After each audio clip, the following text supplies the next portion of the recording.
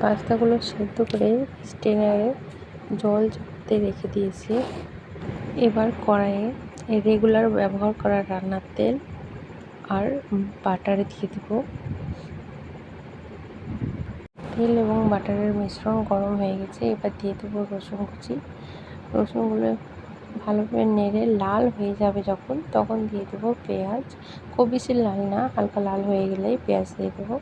পেঁয়াজ কুচিগুলো দিয়ে দেওয়ার পরে পেঁয়াজগুলো হালকা যখন রং পাল্টে আসবে তখন দিয়ে দেবো ক্যাপসিকাম কুচি। ক্যাপসিকামগুলো দেওয়ার পরে যখন ক্যাপসিকামের কালার চেঞ্জ হয়ে যাবে তখন দেবো টমেটো। সব সবজিগুলো খুব ভালোভাবে নেড়েচেড়ে নিয়ে এবার লবণ অ্যাড করব। লবণ দিয়ে দেওয়ার পরে আবারও ভালোভাবে নাড়াচাড়া করে নেব। সব সবজিগুলো যতক্ষণ সেদ্ধ হচ্ছে ততক্ষণ একটা সস তৈরি করে নিই। সস তৈরি করছি। সয়া সস দিয়ে দেবো 1 চামচ পরিমাণ, 1 চামচ আর একটু। তারপরে দেব টমেটো সস। টমেটো সস দেওয়ার পরে জল দিয়ে দেবো।